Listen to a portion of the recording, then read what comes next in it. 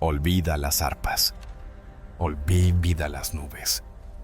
El cielo no era un santuario, era un mecanismo de pureza, una máquina de precisión que avanzaba con un tic-tac implacable, con una perfección absoluta. Aquí un solo pensamiento corrompido, una sola fractura en la obediencia y la eternidad misma podía colapsar. Enterrado en lo más profundo de ese sistema impecable, había un secreto aterrador que ningún ángel se atrevía a nombrar: la falla en la luz. Un temblor silencioso y primitivo en la creación, susurrando una profecía a través de la eternidad, que el ser más exaltado algún día cometería el acto definitivo de traición. Entonces Dios creó a Lucifer. No era simplemente hermoso. Era un brillo catastrófico, una supernova viviente forjada para gobernar la luz misma. Mientras otros ángeles solo reflejaban la gloria a Lucifer, se le concedió el privilegio aterrador de entender su fuente, vislumbrando las complejas ecuaciones que gobiernan la realidad. Él era el aprendiz del arquitecto. Pero ese conocimiento se convirtió en una carga mortal. Comprender los límites de la creación era probar el borde del poder divino. Esa conciencia insoportable encendió la comprensión: el poder podía empuñarse, no solo obedecerse. La gloria incomparable de Lucifer fue la mecha. El cielo no temía al vacío, temía el día en que la luz tomara su propio trono. La caída de la estrella ya de la mañana no comenzó con el rugido de un campo de batalla. Comenzó con un reflejo torcido. Por eras, Lucifer reflejó a la perfección la luz del trono, pero el intelecto supremo que Dios le dio terminó volviéndose hacia adentro un fuego que se consumía a sí mismo. El momento decisivo llegó durante la gran ceremonia celestial. Mientras Lucifer proyectaba la luz divina, su estructura única como de diamante actuó como una lente rebelde. Sin querer, intensificó el haz, creando un destello de gloria tan penetrante que las legiones angélicas instintivamente se estremecieron, y su atención se arrancó de Dios para ir hacia la fuente del resplandor cegador, el propio Lucifer. Por una fracción de segundo, la creación fue más brillante que el Creador. Ese sabor de deferencia inmerecida e instintiva fue un narcótico espiritual. Lucifer quedó enganchado. Dejó de ser el espejo perfecto y empezó a verse a sí mismo como la verdadera obra maestra. ¿Por qué reflejar el poder cuando puedes ser el poder? Esto condujo a la traición silenciosa. La prueba de lo absoluto. Lucifer, el director de las huestes celestiales, comenzó a realizar experimentos minúsculos. Durante los momentos sagrados de postración, se contenía intencionalmente, retrasando su obediencia total por un solo y agonizante latido. Esperó que cayera el martillo cósmico, la corrección instantánea del mecanismo divino. Pero el martillo nunca cayó. En cambio, hubo silencio. Lucifer vio esa paciencia no como misericordia, sino como una brecha de seguridad fatal. Su conclusión fue escalofriante: la ley no era absoluta, era negociable. Esa revelación fue el veneno que mató su amor. No fue el odio a Dios lo que lo impulsó, sino la convicción absoluta y aplastante de su propia superioridad. Decidió que el universo merecía un gobernante definido por la lógica y la fuerza, no por un amor vulnerable. El tiempo de la desobediencia sutil había terminado. Lucifer exigió una audiencia privada, no para estallar en ira, sino para presentar su manifiesto. Se acercó al trono con la confianza helada de un CEO ejecutando una toma hostil, argumentando por la eficiencia cósmica. El universo necesita estructura. Padre, razonó Lucifer con una voz desprovista de emoción, no un sentimiento caótico. El orden celestial debe ser gobernado por la lógica y el poder, no por un amor cargado de riesgos. Su verdadero veneno estaba reservado para el plan de crear a la humanidad. Se burló catalogando los defectos fatales del ser humano: carne que se pudre, mentes que tropiezan, almas propensas al fracaso. Esto no es creación, es ineficiencia divina. Nosotros, los arquitectos de la luz pura, deberíamos reemplazar la adoración por una alineación perfecta a la ley. La estructura, no la vulnerabilidad, debe definir la eternidad. Lucifer terminó esperando un debate sobre su estrategia superior. Pero Dios no entró en la lógica. Se saltó por completo la fortaleza intelectual que Lucifer había construido, enfocándose en el único punto de falla dolorosamente expuesto: La voz del Creador fue suave, pero la pregunta fue un trueno espiritual. Si te hiciera pequeño, te despojara de cada joya, cada rayo de luz, cada gramo de poder e intelecto, si te dejara capaz solo de una fe sencilla, ¿todavía me amarías? La sala se hundió en un silencio más pesado que una estrella moribunda. Toda la estructura intelectual de Lucifer, la máquina gloriosa y precisa de su mente, se trabó violentamente. La pregunta del Creador no buscaba datos. Exigía la rendición incondicional del ego, un llamado directo al corazón que evitaba todo cálculo.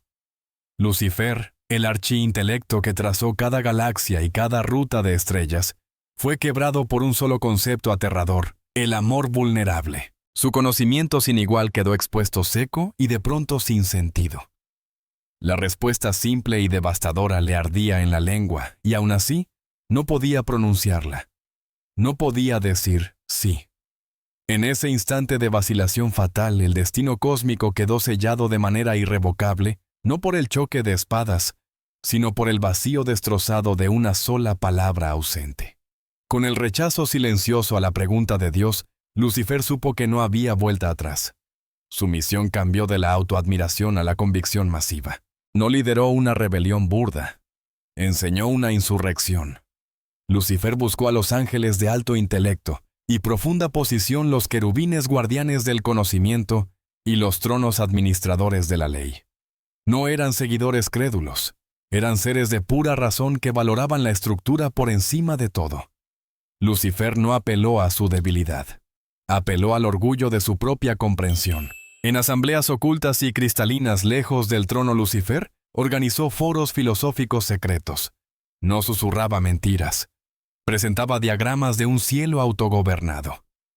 Usaba el lenguaje de la eficiencia y la lógica, detallando cómo el cosmos podía gestionarse con precisión óptima, libre del riesgo de la dependencia emocional y de la humillación de una adoración incuestionable. Argumentó que el plan de Dios de abrazar a una humanidad frágil era prueba de que el mecanismo divino necesitaba una administración nueva y racional.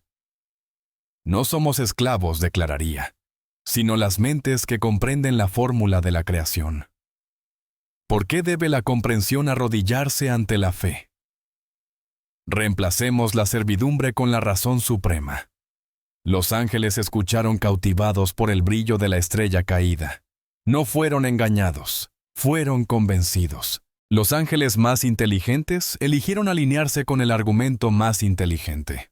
Esa alianza se selló no con un juramento militar, sino con un documento escalofriante, un pacto secreto. Juraron lealtad no al Creador, sino al concepto abstracto de la lógica triunfante. Ese pacto los ató a la creencia de que su conocimiento superior justificaba su autoridad última. Así la grieta se ensanchó. Un vórtice inmenso y silencioso de traición intelectual se formó separando a quienes entendían la ley de quienes simplemente amaban al dador de la ley. El cielo estaba ahora trágicamente dividido. La guerra de las mentes terminó y el conflicto físico comenzó con un anuncio asombroso. Dios convocó a todos para una revelación que lo cambió todo, la revelación de la carne. Dios declaró que su plan no era solo crear humanos, sino que Él, el Creador infinito, un día se convertiría en uno de ellos. Ataría su poder divino a una carne humana débil y moribunda. Para los ángeles leales, esto era la prueba suprema del amor humilde e ilimitado de Dios. Pero para Lucifer, era el punto de no retorno. Esa decisión fue la traición final a la perfección. Demostraba que Dios estaba dispuesto a dejar que la humanidad frágil corrompiera la ley perfecta del cielo. Lucifer no perdió tiempo discutiendo. Hizo su movimiento dramático y físico.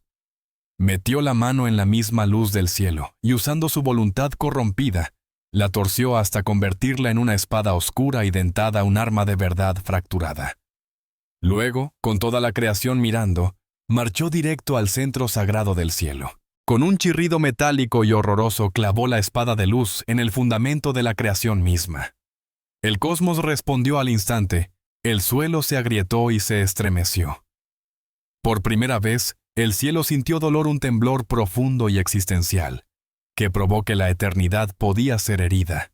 Lucifer arrancó el arma retorcida y con una voz fría y definitiva declaró: «Todo está dividido ahora. Nunca nos inclinaremos ante la debilidad, nunca serviremos a la carne». Este fue el juramento de desobediencia, el momento en que separó por completo y para siempre su inmenso poder de un Dios que eligió a humanos rotos por encima del orden impecable. En el instante en que se pronunció el juramento de desobediencia, el cielo se convirtió en un campo de batalla. El debate cósmico entre la lógica y el amor estalló en una guerra violenta y cegadora, el conflicto definitivo entre dos clases de luz. Al frente de los rebeldes estaba Lucifer, radiante pero contaminado, luchando junto a un tercio de las estrellas del cielo.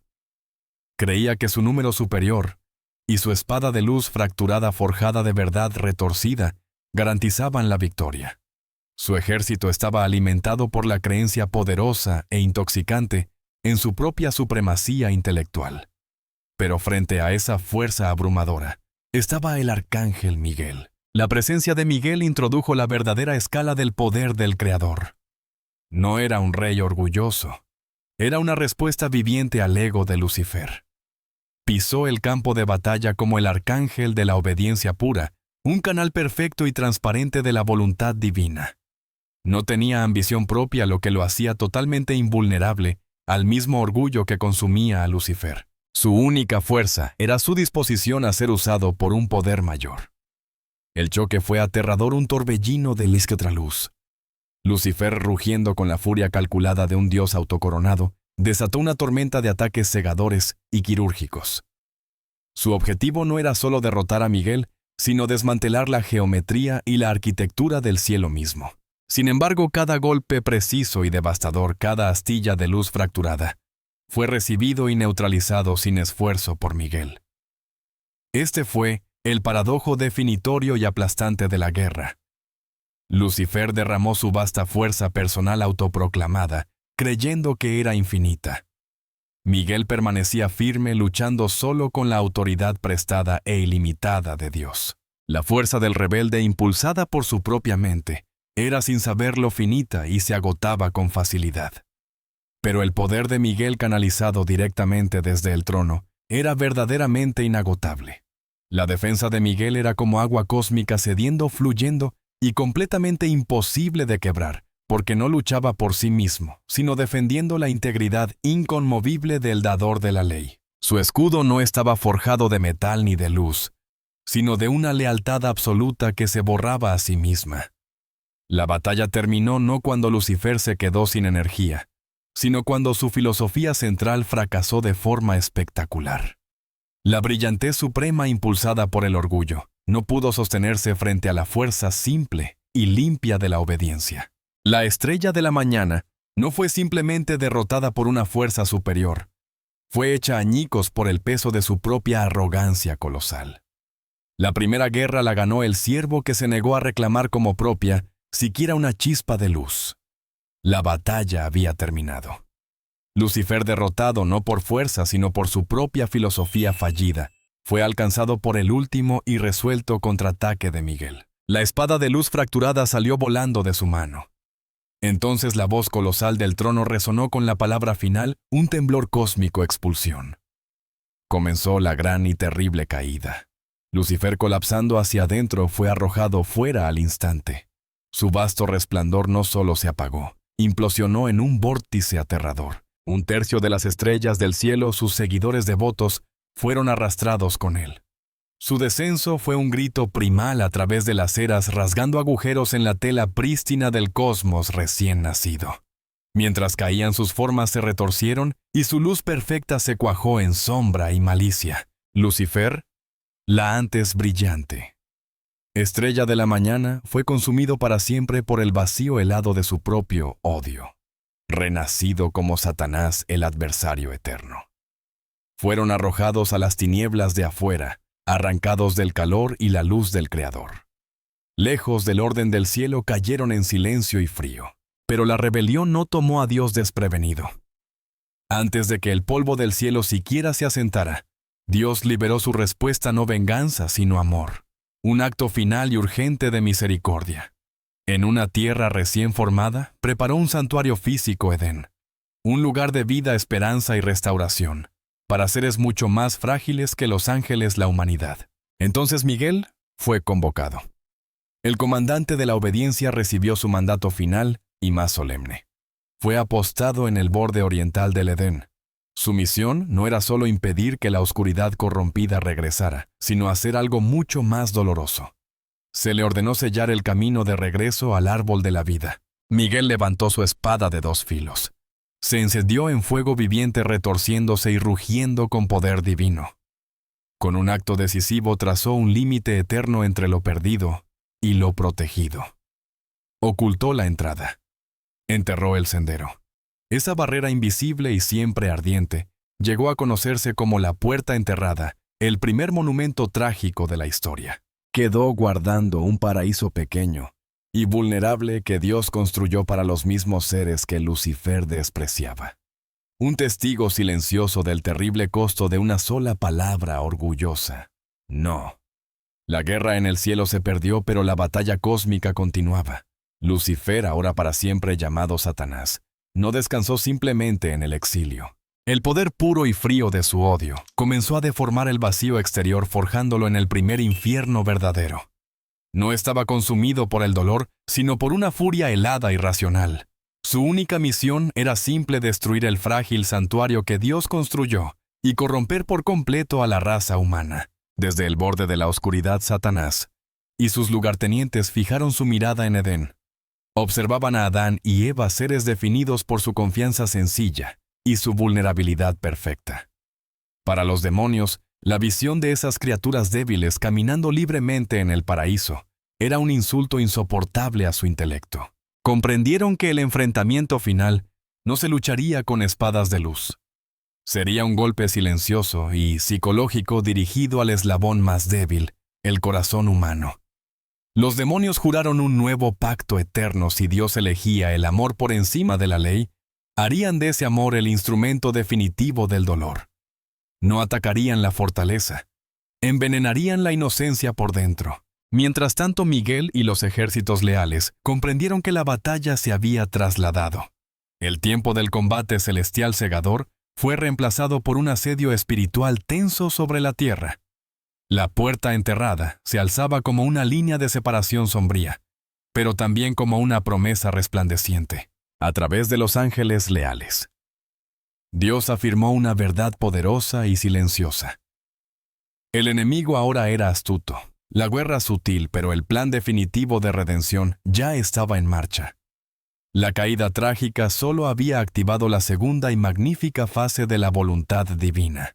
El escenario estaba listo para la tentación final y la promesa de un futuro campeón, el que aplastaría la cabeza del adversario.